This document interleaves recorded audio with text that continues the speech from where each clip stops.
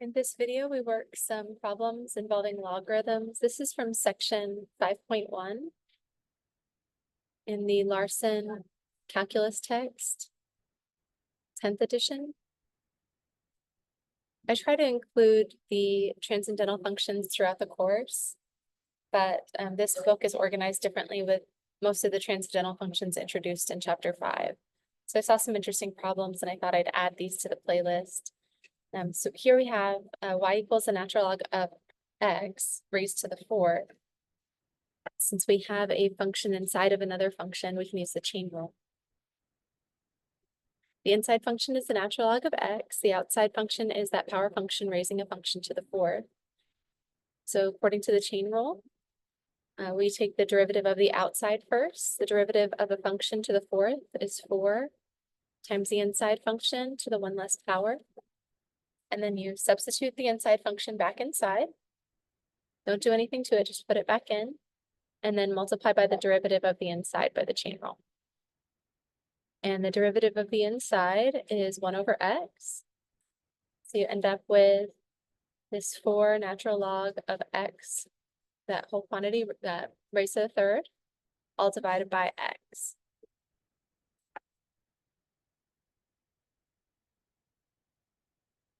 And then for this one, we'll use a product rule. You've got a first function and a second function. Whenever you take the derivative of that, you get the derivative of the first. The derivative of a product is the derivative of the first times the second, undifferentiated, plus the derivative of the second times the first. And the derivative of the first is 2x. The derivative of natural log of x is just 1 divided by x. So we end up with 2x natural log of x, and then 1 over x times x squared over 1 will give us x squared divided by x, or just x when we simplify. Now remember, these are formulas for the slope, and we can also graph them, and we can see the slope of this graph sort of point by point. If we look at the y values on this graph, we can see on both of these, the domain is all x values that are greater than 0.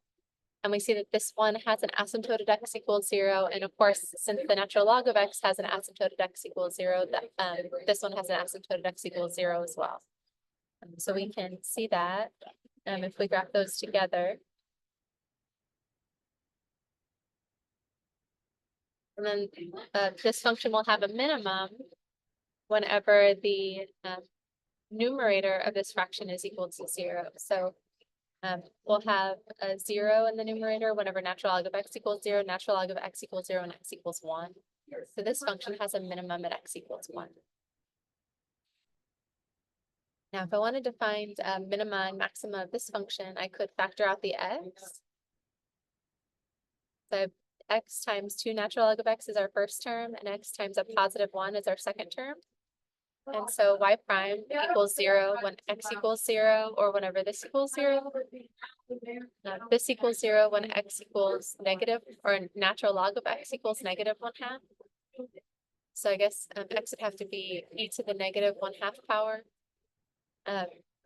So 1 divided by the square root of e. So that's pretty small. And then we could see whether or not the function changes signs there to determine whether the those x coordinates, those two critical points, correspond to minima or maxima.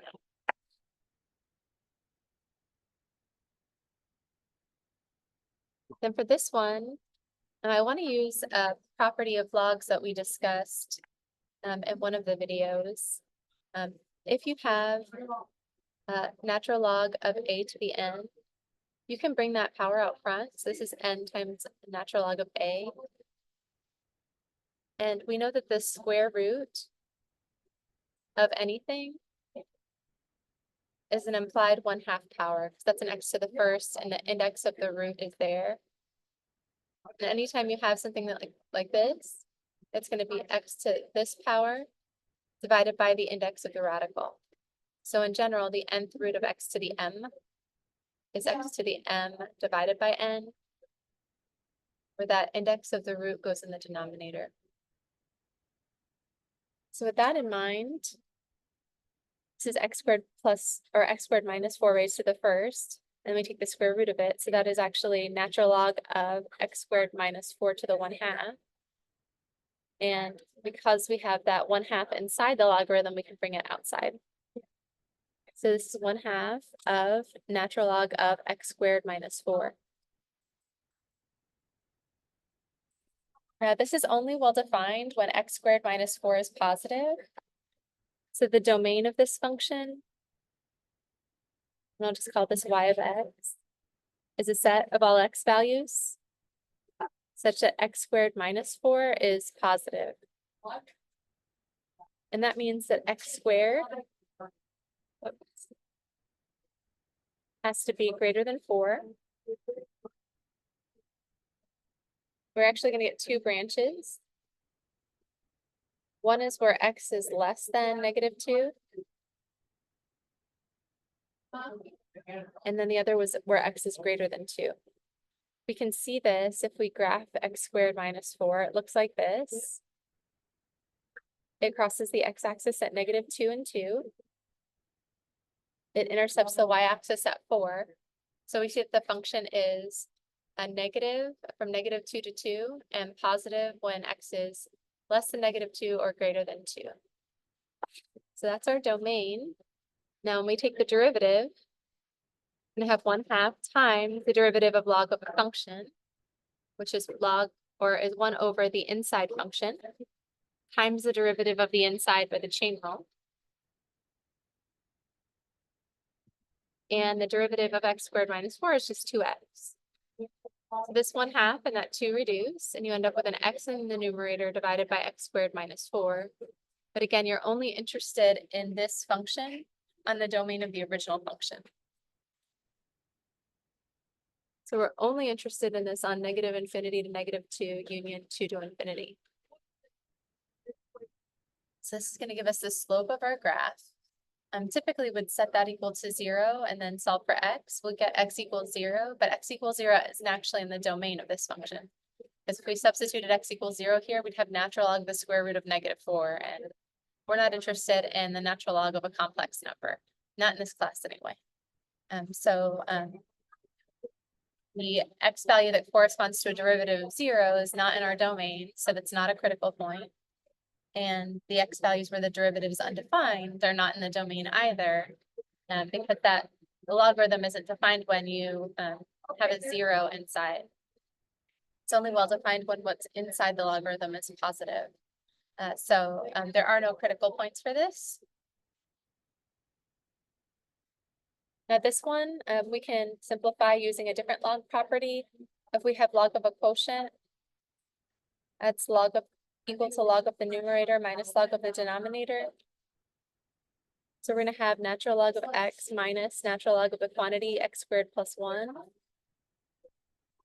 And these are both well defined when, this one's well defined when x is greater than 0. This one's well defined all the time because x squared plus 1 is always greater than or equal to 1. So the domain of this function is all y values, or excuse me, all x values greater than 0, or 0 to infinity. Because this doesn't really restrict our domain at all, but this does. When we take the derivative, we just get the derivative of natural log of x, which is 1 over x, minus the derivative of natural log of a function. So that requires the chain rule. You get 1 over the function times the derivative of the inside by the chain rule. And the derivative of the inside is just 2x. So we end up with 1 divided by x minus 2x divided by x squared plus 1. And of course, we're only interested in x greater than 0 here. Now, if you wanted to get a common denominator, you could multiply this expression by this denominator over itself. You can multiply this expression by x divided by x. Just to get a common denominator.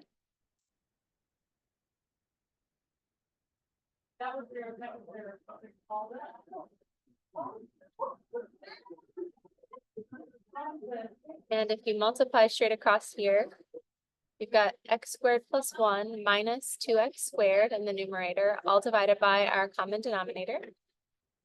And you've got some like terms. It's going to give you a 1 minus x squared in the numerator. So our domain is still x greater than 0. So the only x value that would correspond to a 0 derivative of x is x equals 1. Typically, we would factor this, we get x equals plus or minus 1 when the derivative is 0, but that's that negative 1's not in the domain.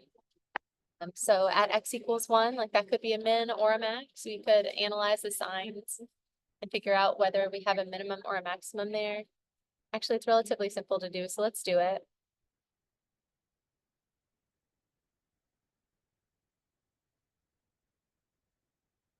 When x is greater than 0, this is positive, and this is positive. This is negative to the left of 1 and, or no, positive to the left of 1 and negative to the right of 1. We start at 0, or we have go from 1 to infinity.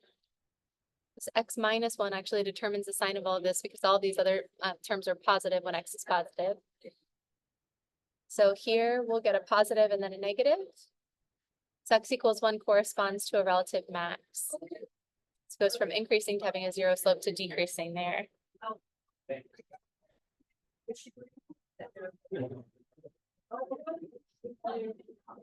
And then here, we've got log of a quotient again, so that's log of the numerator minus log of the denominator.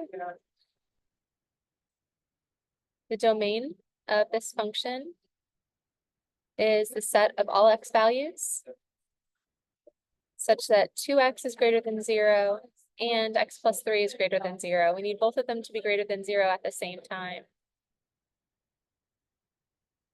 So x has to be greater than 0 and x has to be greater than negative 3. If x is greater than 0, x is definitely greater than negative 3. But all those numbers between, for all of those numbers between negative 3 and 0, this one is well defined. Like we could substitute negative 2 into this function and we get log of 1, which is 0, which is fine. But if I substitute a negative 2 here, I'd have natural log of negative 4, which is not allowed, not in the real number system. So this is actually just the set of all x such that x is greater than 0. So that's our domain. When we compute the derivative, actually we could go even further with this. This is natural log of a product. Natural log of a times b is natural log of a plus natural log of b. So this is actually natural log of 2 plus natural log of x minus natural log of the quantity x plus 3. So when you compute the derivative of natural log of 2 is just 0 because it's just a constant. There are no x's in it, it's just a constant, so you just get a 0. The derivative of natural log of x is 1 over x. And the derivative of log of x plus 3 requires the chain rule. Get an inside function there. So you have 1 over the function times the derivative of the inside, which is just a 1 in this case.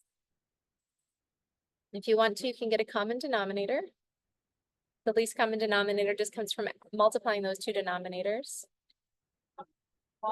And so you say, I want an LCD of x times x plus 3. Say, well, what's missing on this denominator? I need an x plus 3. So I'll multiply the numerator by x plus 3 and the denominator by x plus 3. That's just multiplying by well-chosen 1. It doesn't change the value of the fraction.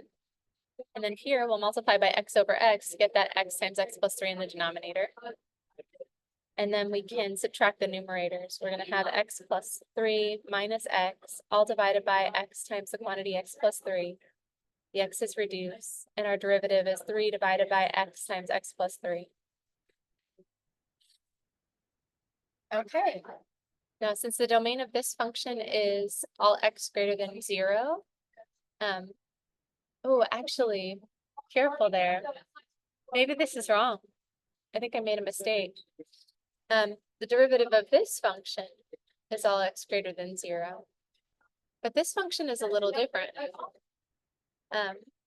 So let's talk about that a little bit more.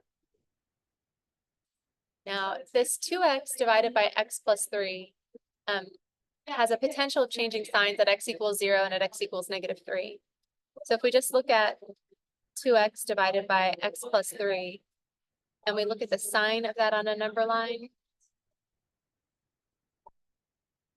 if x is greater than 3, this 2x would be positive, and x plus 3 will be positive. So I'd have a positive divided by a positive, that's positive. If on the interval from 0 to 3, I would have a positive, the 2x would be positive, and if x is, I should be using -3, I'm sorry. -3 and 0. So if x is greater than 0, we're gonna get positive numbers. So positive divided by a positive is positive. But if we're between -3 and 0, 2x is negative. 2x is going to be negative on both of these intervals. If I substitute -2 here, I'll get -2 plus 3, which is positive. If I substitute in -4 here, I'll get -4 plus 3, which is negative. So in this interval, we have a negative times negative, which is positive. On this interval, we have a negative times a positive, which is negative. So this natural log of this function is well defined whenever 2x divided by x plus 3 is positive. So it's actually not just defined on 0 to infinity, which is when this function is defined. It's defined on -infinity to -3 and 0 to infinity. So let's just say that implies that the domain of the function of interest is -infinity to -3 union 0 to infinity. Okay, so then when we look at this graph, that is a graph of a rational function. It has asymptotes at 0 and 3, but we're only interested in the branches where x is less than -3 and where x is greater than 0. And it looks like it's never 0. So you just have a 3 in the numerator, and 3 divided by that can never be 0.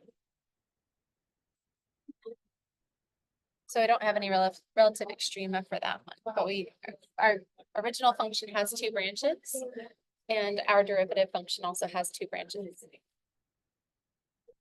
Yeah.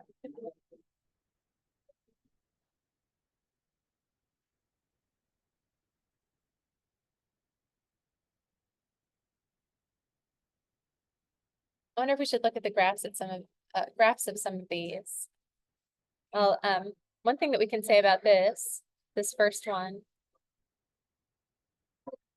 is y prime equals 0 when natural log of x equals 0. That's when our numerator equals 0. That means that x equals 1.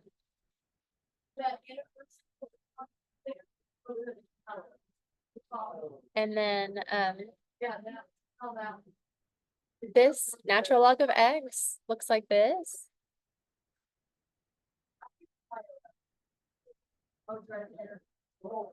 As x approaches 0 from the right, natural log of x approaches -infinity. And so we're going to have a very large negative number cubed divided by something that's very tiny and positive. Dividing by something tiny and positive is like multiplying by something large and positive. So we're going to have a very large negative number times a large positive number. So this is going to be a very, very large negative number as x approaches 0 from the right. Now, with this one, we're taking a large negative number, right? And then we're raising it to the 4th power. So I'm expecting something that looks roughly like this, with a graph of y equals natural log of x to the 4th.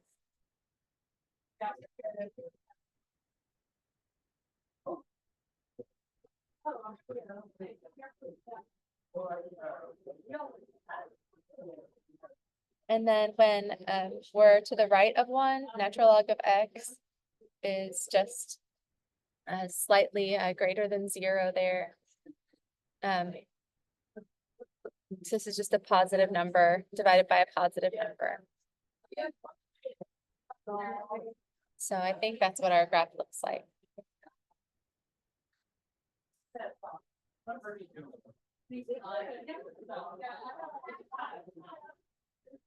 I think that that's what it looks like. And then on this one, we could look at y prime. We could say y prime equals 0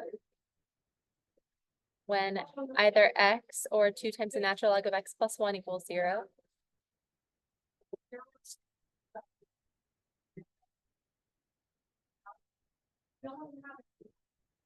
And we can solve that for the natural log of x and then exponentiate. So that is 1 divided by the square root of e. So our y prime equals 0 when x is 0 or when x equals 1 divided by the square root of e, and the original function had a domain of all x greater than 0. So when we do our sign chart, we're only interested in the interval from 0 to infinity. And we also have this 1 divided by square root of e. And y prime is the product of x and 2 natural log of x plus 1. Now, if we look at the graph of natural log of x, it looks like this.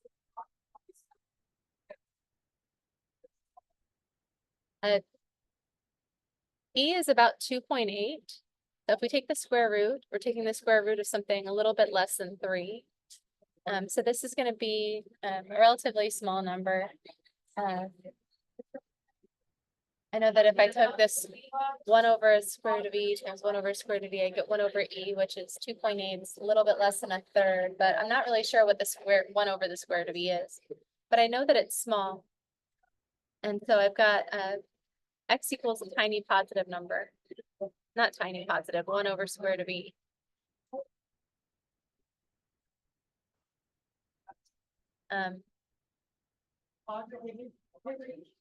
To the left, between 0 and infinity, or between 0 and 1 over square root of e,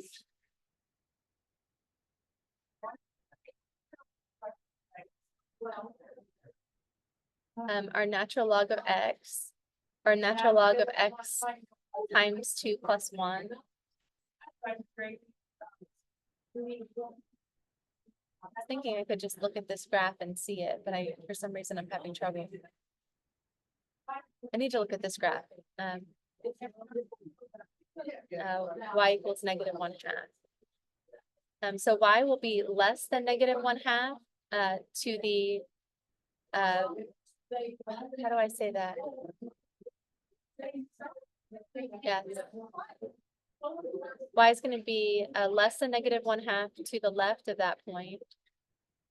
So that at that point, natural log of x is less than negative 1/2. Which means we can multiply both sides by 2. And then add 1 to both sides. So 2 times natural log of x plus 1 will be less than 0. So we'll get a negative number there. And then to the right of that, it'll be positive. And x is positive here and here. So y prime is going from, y prime is the product of these two numbers. So it's going to be a positive times a negative, which is negative, and then a positive times a positive, which is positive. The function goes from decreasing to having a 0 slope to increasing again. So we're going to have a relative min at that point. So I don't know exactly what the function looks like, but I know that I get a relative minimum at 1 divided by the square root of e. And we know that the function is 0 at x equals 1.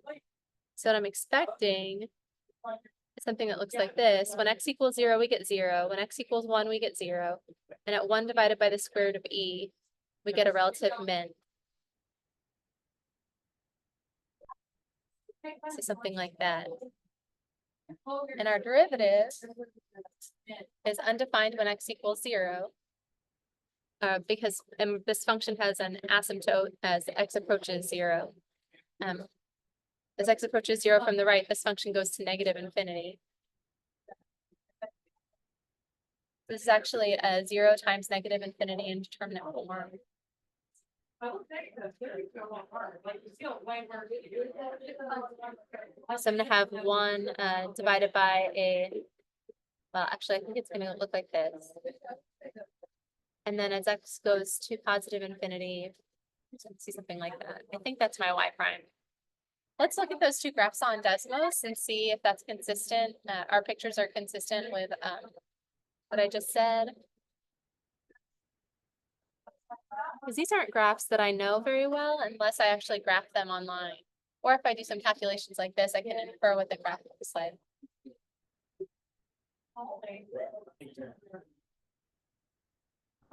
So this is our graph for problem number 1. And then if we graph the derivative of that, I'm going to call that f of x. Maybe I'll call it f sub 1 of x for the first function. And then our f sub 1 prime, we calculated that ourselves. That was 4 times the natural log of x, quantity cubed, divided by x. And we said that the graph looks like this. If I look at my graph on paper, that was my graph. A little bit difficult to see. But you don't see that same curvature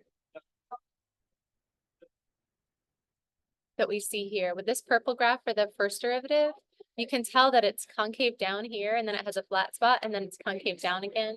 You don't see that on my graph at all. So there's something interesting happening there at that 0 point. And I think it's because we don't just have a natural log of x or natural log of x squared, we've got a natural log of x raised to the 4. So I think that's why we see that extra curvature there.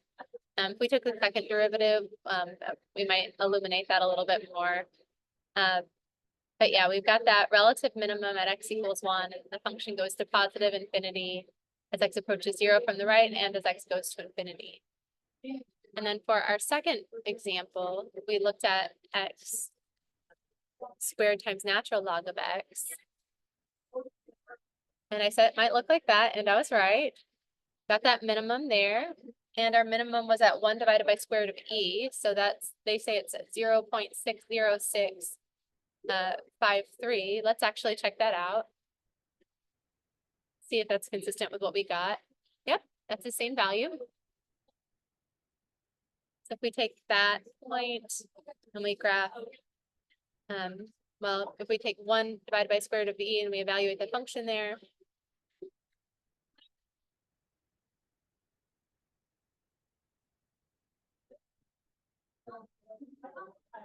we see that's what we've got. And then our derivative, we computed using the product rule. So we had derivative of the first times the second, plus derivative of the second, which is 1 over x times the first. 1 over x times x squared is x. Oh, and I don't have an asymptote there. I thought I might have an asymptote, but I don't have one. If we factor out that x, that's what we've got. This first term was a 0 times negative infinity in determinate form. And sort of the battle between the 0 and the negative infinity, it looks like the 0, 1. So our function actually approaches 0 as x approaches 0, rather than approaching negative infinity. And that makes sense because natural log of x actually, oh, is that right? It's like, I was going to say that approaches, it does not approach negative infinity as fast as x approaches 0. I'm not sure if that's right. Might be saying that wrong. Anyway, but the function value for the derivative is actually 0 there. That's what we get. And if we evaluate this at 1 divided by square root of e, we should get 0. That's how we found that value.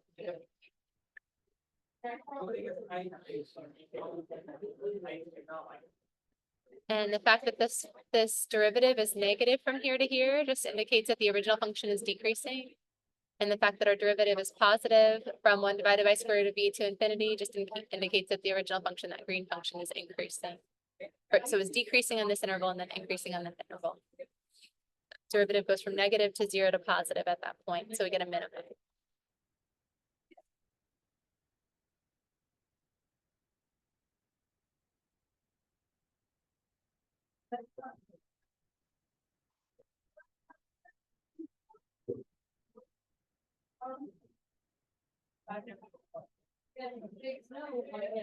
So this graph is wrong.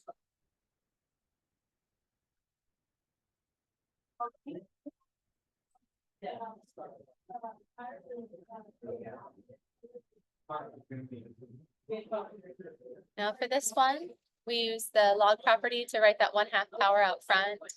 We said the domain is x less than -2 or greater than 2. This is the graph of that x squared minus 4. It's not the graph of that 1/2 natural log of x squared minus 4.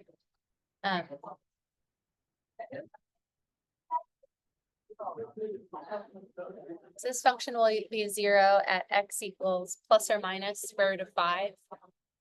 Which is a little bit greater than 2. And then we'll have asymptotes at -2 and 2. And then I think the function should probably go to infinity in both cases. And then the derivative looks like this.